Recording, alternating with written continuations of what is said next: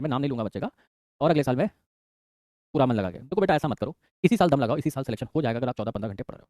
थोड़ा बस स्ट्रैटेजी बदल दो। स्ट्रैटेजी क्या करना है, आप केमिस्ट्री और बायो की एनसीईआरटी इंग्लिश वाली रीड करने की हैबिट डालो, और उस चैप्टर के उस टॉपिक की रीडिंग से स्टार्ट करो जो तुम्हें बहुत अच्छा बिल्कुल परफेक्ट लेवल पे आता है। तुम्हें लगता है बायो का ये वाला पार्ट तो मुझे बहुत अच्छे से आता है, सब कुछ मेरा समझ रखा है, तो उस पार्ट की एनसीईआरटी रीड करने लगो।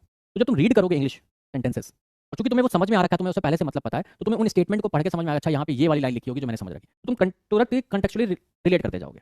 दो फायदे होंगे, तुम्हें मालूम है केमिस्ट्री और बायो का तो पूरा का पूरा पेपर एनसीईआरटी से ही आता है लाइन टू लाइन। तो जितनी एनसीईआरटी जितनी बार रीड करोगे उतना तुम्हारे बढ़िया होगा, उतने तुम्हारे एनसीईआरटी के स्टेटमेंट, एनसीईआरटी वाले स्टेटमेंट, एनसीईआरटी के फैक्ट्स, एनसीईआरटी की लाइन तुम्हें याद रहेंगी। तो एक तो बायो और केमिस्ट्री स्ट्रॉन्ग हुई, ऐसा नहीं है इंग्लिश अच्छी करने के लिए न्यूज़पेपर उठा के पढ़ रहे हो, इतना टाइम नहीं है।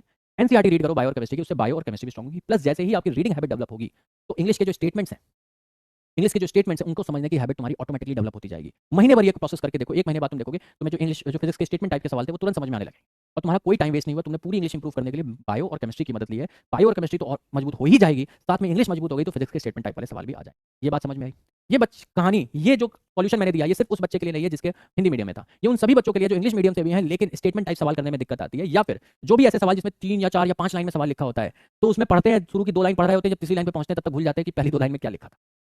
जिनके साथ भी क्वेश्चन पढ़ के ये दिक्कत आती है कि क्वेश्चन में लिखा क्या, ये समझने में दिक्कत आती है, उस प्रोसेस को अपनाओ। दूसरी चीज दूसरी चीज, एक चीज और मैं बताऊं, मैं भी तुम्हारी तरह मंदबुद्धि हूं, मुझे भी आज की डेट तक मुझे ये प्रॉब्लम होती है जो तुम्हें होती है कि सिचुएशन को पढ़ा और भूल गया शुरू की 2 लाइन में, जब तीसरी लाइन तक पहुंचे तो मैं भूल जाता हूं, मैं खुद भी भूल जाता हूं कि पहली 2 लाइन में क्या लिखा था। इसलिए आपने देखा होगा मेरी हैबिट क्या होती है, कोई भी क्वेश्चन है, a uniform rod of length 200 centimetre, तो मैंने रॉड बना ली 200 सेंटीमीटर की। मतलब जो सिचुएशन दे रखी है ना, जो आपको सिचुएशन दे रखी है ना, उसका डायग्राम बनाते चलो। लाइट फ्लक्चुएट करेगा ये। कुल मिला के जो भी आपको सिचुएशन दे रखी है ना, एक एक लाइन पढ़ते चले जाओ, उस सिचुएशन को आप वहां पे ड्रॉ करते चले जाओ, तो तुम्हें पूरी पिक्चर एक बार में क्लियर। ऐसा नहीं है तुम दुनिया में एक स्पेशल हो और तुम्हारे लिए कोई आमिर खान आएगा जो तुम्हें समझेगा और समझाएगा, ऐसा नहीं है भैया, सब एक ही जैसे है। कोई स्पेशल केस नहीं है कि कोई तो मुझे समझे, कोई तो मेरा दुख समझे, कोई तो मेरे हालातों को समझे। नहीं भाई, क्यों समझाना है किसी को अपने हालात? ठीक है, एक जनरल बात बोलता हूँ, मतलब पर्पजफुली, मतलब मैं इन शॉर्ट आपको बताना चाहता हूँ लाइफ के बारे में, लाइफ में सिचुएशंस के बारे में, कि हमारी आदत होती है ना बेचारा बनने की, कि कोई हमारी सैड स्टोरी समझे कि मैं कितना स्ट्रगल कर रहा हूँ, कोई तो मुझे सपोर्ट करे। और इस तरह की थॉट में पता नहीं हम क्यों आ जाते हैं, और वो क्यों आ जाते हैं इसका तो रीज़न पता है, यूट्यूब इतना भरा हुआ है स्ट्रगल भरी कहानियों से कि सबको अपनी स्ट्रगल वाली कहानी समझानी है। भाई देखो, ये आदत छोड़ दो बेचारा बनने की, हमेशा एटीट्यूड रखो वॉरियर वाला, कि मैं बेचारा नहीं हूँ, मुझे सहानुभूति देने की कोशिश भी मत करना, मैं चाटा मार दूंगा, मुझे बस चैलेंज करो। ये एटीट्यूड पहले लेके आओ। जो तुम्हारे साथ मतलब वो करे ना, सहानुभूति दिखाए, उस आदमी से पहले तो दूर भागो। हमेशा अपने आप को क्या कहते हैं, हीरो, जो लोग तुम्हें चैलेंज करते हैं, बुआ टाइप लोगों से, कि घर में आई बिल्कुल मूड खराब करके चली गई, तो इतना किलस गए कि मतलब मनी आ रहा है, चाटा ही मार दें में अब। मेरी बात आ रही है समझ में? हमेशा अपने आप को सराउंड करो जो तुम्हें चैलेंज करें, किलसाएं, जो तुम्हें बिल्कुल अरे कोई बात नहीं बेटा, ठीक है हो जाता है, यही नीट ही तो जिंदगी नहीं है ना, कुछ और हो जाएगा, इस टाइप के लोगों से थोड़ा दूर रहो अभी। जो तुम्हें समझें, जो तुम्हारी बातों को समझे, समझ रहे हो, इस लोगों से दूर हो। जो तुम्हें किलसाएं इरिटेट करे उनके बीच में भी रखो, तुम्हारी उम्र है ग्रो करने की। और कभी अपने आप को बेचारा ना फील करो, ना दूसरे को फील कराने दो, ना ये कभी सोचो कि कोई तो मेरी स्ट्रगल, मेरी दुख भरी जिंदगी को समझे, मेरी दुख भरी कहानी समझे, because it is a never ending process. दुख ऐसी चीज है ना, ये एक बार बताने बैठ जाओ, एक तो खत्म नहीं होने वाला जिंदगी का। मैं अभी बताने लग बैठ जाऊं तो कल के शाम हो जाएगी, मेरे दुख नहीं होंगे जिंदगी खत्म। और चलो मैंने तुम्हें सारे दुख अपने बता भी दिए, तो ये एक ऐसा प्रोसेस है ना, इसमें मजा आने लगता है दुख बताने में अपना। तो होता क्या है, दुख तो खत्म हो जाते हैं, एक बार एक इंसान को बता भी दिया, मन भी हल्का हो गया, फिर चलो उठती है दूसरे आदमी को बताने की, अरे इसे नहीं बताई अपनी साइड स्टोरी, इसे भी पकड़ता हूँ सेम स्टोरी रिपीट करता हूँ, फिर हम हो जाते हैं रोतलू टाइप के इंसान, जिसकी कहानी है, जिसकी आदत है रोना। और ये सिंगल डे प्रोसेस नहीं है, ये ओवर द ईयर डेवलप होती है, over a long period of time, over a year हमें अपनी दुख भरी कहानी सुनाने की इतनी आदत हो जाती है कि हम एक रोतलू इंसान हो जाते हैं, जहां जिधर देखते हैं वहां रो देते हैं, अपना फैल जाते हैं बिल्कुल। तो इन चीजों से दूर रहे, तुम्हें पता भी नहीं चलेगा तुम कब एक रोतलू टाइप के इंसान क्रिएट हो में बन चुके हो। तो प्लीज अपना दुख किसी को ना शेयर करें, ना कोई एक्सपेक्ट करें कि किसी से कि भाई कोई तो मेरे दुख दर्द पीड़ा को समझे। Always behave like a champion. दूसरे लोगों को हमेशा यही दिखाना है कि तुम परफेक्ट हो, मेरी जिंदगी परफेक्ट है, मैं परफेक्ट हूँ, मेरे लाइफ में सब बढ़िया, कितना भी कलेश चल रहा हो अंदर, लेकिन दूसरों को ये शो करो कि भाई सब बढ़िया चल रहा है। रीजन ये नहीं है कि अपनी बातों को दबा के रखना है, सिंपल सी बात है, जब आप ये एटीट्यूड लाते हो कि दूसरे को ये समझा रहे हो तो कि नहीं मेरी लाइफ परफेक्ट चल रही है, मैं बेस्ट हूँ, तो कहीं ना कहीं अपने दिमाग में वो थॉट हो रहा था कि मैं बेस्ट हूँ, मैं बेस्ट हूँ। तो शुरू में जरूर हमें फेक करना पड़ता है कि नहीं सब कुछ बढ़िया चल रहा है, मैं परफेक्ट कर रहा हूँ। अगर मेरा नीट नहीं क्रैक हुआ तो पर्पसफुली मैंने तो जानबूझ के क्रैक नहीं किया, मेरा तो होने वाला था नीट में, मैं तो जानबूझ के पेपर बिगाड़ के आया, मुझे कुछ और करना था, मुझे डॉक्टर बनना। मतलब इस तरह का एटीट्यूड रखो थोड़ा, मतलब इतना भी मत फेंकना लेकिन कहने वाली बात है मतलब थोड़ा एटीट्यूड वैसा कि सब बढ़िया चल रहा है, थोड़ा चैंपियन वाला एटीट्यूड रखो कि मैं परफेक्ट चल रहा है सब लाइफ। तो तुम्हारा जो माइंड है ना, स्ट्रेस हो जाएगा कि भाई सब बढ़िया चल रहा है, लेकिन थिंग अगर कुछ खराब भी होगा ना, तुम्हारा दिमाग आएगा इस चीज पे कि यार प्रॉब्लम है तो सॉल्यूशन होगी, चलो इसको सही कर लेते हैं। तो रेदर देन रोना, तुम उस सिचुएशन को लेकर रो, उससे बेटर है तुम एक अपना एटीट्यूड डेवलप करो जिसमें तुम जो भी सिचुएशन है, जो भी तुम्हारी प्रॉब्लम है, उसे एज अ चैलेंज लो और उसके सॉल्यूशन की तरफ तुम्हारी थॉट प्रोसेस, तुम कभी परेशानी नहीं होगी, बिकॉज जैसे तुम्हारे सामने कोई प्रॉब्लम आएगी तुम उसके सॉल्यूशन की तरफ से होगे, तुम उसके सॉल्व करने की कोशिश करोगे, ना कि उसको रोने की कोशिश करोगे। ईमानदारी से बताना ऐसा होता है कि नहीं, जैसे ही प्रॉब्लम आती है हम सोचते कहीं ना कहीं जाके रो दे, तो रो तो लू या रोने वाला एटीट्यूड खत्म करो, किसी को मत समझाया करो अपनी प्रॉब्लम्स, और ना सोचा एक्सपेक्ट करो कि भाई कोई तो मुझे समझे। बात समझ में आ गई?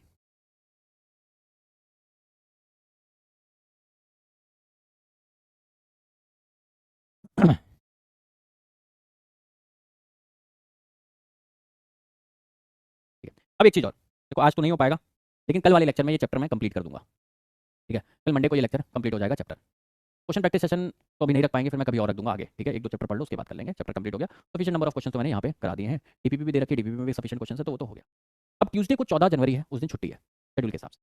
अगर तुम लोग साथ दो और एग्री करो और क्या कहते हैं कमेंट सेक्शन में बोलो, लिख देना कमेंट सेक्शन में आफ्टर लेक्चर, यहाँ चैट सेक्शन में नहीं। तो जो मैकेनिकल प्रॉपर्टीज ऑफ सॉलिड्स है, देखो मेरा पर्पस क्या है, सिंपल समझना कि मैं चाह रहा हूँ थोड़ा खींच दूँ इधर जनवरी जनवरी में 15 दिन सिलेबस को, क्योंकि फर्स्ट ऑफ फेब से अपन क्लास 12 शुरू कर ले जाए।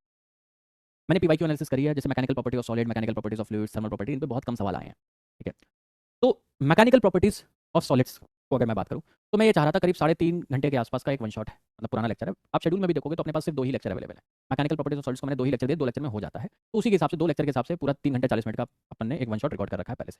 आप कहो तो मैं ट्यूसडे वाले दिन वही क्लास लगवा दूँ, और वेडनेसडे को एक करीब 2.5 घंटे का क्वेश्चन प्रैक्टिस सेशन, जिसमें 50 से 60 सवाल, मतलब उस सेशन में जो 3 घंटे 40 मिनट, उसमें भी करीब 50-60 सवाल है, और 50-60 सवाल तो मैं क्या कहते हैं अलग से करा दूँ, और करीब 50-60 सवाल की डीपीपी भी मिल जाएगी।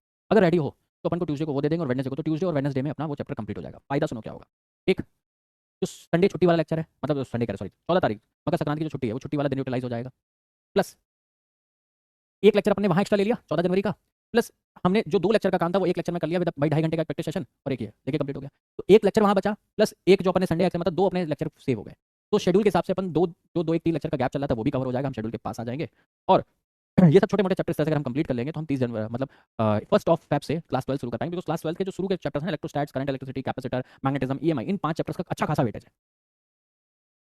ठीक है, बस तुम्हें थोड़ा एक्स्ट्रा पुश करने का, तो वैसे भी अगर मैं कराऊंगा तो 2 ही लेक्चर ले सकता हूँ, 2 लेक्चर लूंगा तो अराउंड वही 3.5 से 4 घंटे के बीच में, 1 घंटे 45 मिनट, 1 घंटे 45 मिनट कितना हुआ, 3.5 घंटा बैठा, 3.5 घंटे में ही खत्म करना है, तो 3 घंटे 40 या 45 मिनट में मैंने एक वन शॉट में पूरा रिकॉर्ड कर रखा है तुम्हारा मैकेनिकल प्रॉपर्टीज ऑफ सॉलिड्स। अगर आप एग्री करते हो कमेंट सेक्शन में कर दिख देना, तो मैं ट्यूसडे को वो दे दूंगा, और वेडनेसडे का इसका 2.5 घंटे का मैं, और 2.5 घंटे वाला जो सेशन होगा मैं लाइव नहीं लूंगा, रिकॉर्डेड लूंगा, बिकॉज आज लाइव देख लिया 3 घंटे हो गए, सिलेबस कुछ खिंचा नहीं। लाइव तो सिर्फ इसलिए लिया था कि बहुत देर से तुम लोग से बात नहीं हुई थी, मेरा सिलेबस खींचने से ज़्यादा मतलब था कि कई बार आप लोग को गाइडेंस भी चाहिए होती कि क्या करना है इस पॉइंट ऑफ टाइम पे। क्या करना है वो बता दिया कि थोड़ा पुश करते हैं अभी, कि हमें बाद में कम पुश करना पड़े, अभी थोड़ा खींच के चलते हैं, सिलेबस थोड़ा कवर अच्छा करते हैं। जो प्रॉब्लम स्टेटमेंट्स थी मैंने तुम्हें काफी हद तक हर बात के सॉल्यूशंस दिए हैं। रिवीजन डीपीपी पे स्टिक करना, रिवीजन डीपीपी सॉल्व करते रहना, तुम्हें जादू होते हुए दिखेगा। जब तुम सिलेबस कंप्लीट कर रहे होगे, पूरा सिलेबस तुम्हारे टिप पे होगा। अदरवाइज अगर रिवीजन डीपीपी नहीं लगाओगे, तुम सोच लो क्या होने वाला है। सिलेबस तो तुम्हारा कंप्लीट हो जाएगा, लेकिन जहां तुमने शुरू किया था पहला चैप्टर, वो क्या तुम्हें उस डेट पे एक्जैक्टली वैसा का वैसा याद रहेगा। तो रोड 20-25 सवाल अगर रिवीजन डीपीपी के सॉल्व करते रहोगे, तो जब रिवीजन डीपीपी खत्म हो जाए, क्योंकि मैंने इकट्ठा दे दी थी 15-20, तो मेरे को बता देना, फिर मैं इकट्ठा 15-20 दे दूंगा। सर बैकलॉग, बैकलॉग का मैंने बता दिया, जिस बच्चे का जो भी चैप्टर बैकलॉग है, बैकलॉग को प्रॉपर बैच वाले लेक्चर से कंप्लीट करना नेक्स्ट टू इम्पॉसिबल। आप क्या करेंगे, अर्जुना नीट वाईटी वाले चैनल पे जाएंगे, बैकलॉग सीरीज मैंने करी थी, जिसमें वन शॉट में सारे चैप्टर करा रखे हैं क्लास। ठीक है, तो वो सारे चैप्टर्स वहाँ से आप बैकलॉग कवर कर लो, ठीक है, वो सारे चैप्टर्स वहाँ से पढ़ लो जो भी बैकलॉग है। प्लस डीपीपी बैच में आके जो डीपीपी मिली है वो सॉल्व कर लो, उनके सॉल्यूशन देख लो, काम खत्म। ठीक है, जो भी चैप्टर बैकलॉग है उन्हें बैच के लेक्चर से ना देखे आप वन शॉट से देखें, वही एक प्रैक्टिकल और पॉसिबल सॉल्यूशन है। ये बात क्लियर है? चलो और टॉपलिंग पढ़ते हैं। टॉपलिंग का कंसेप्ट क्या होता है समझना बच्चा।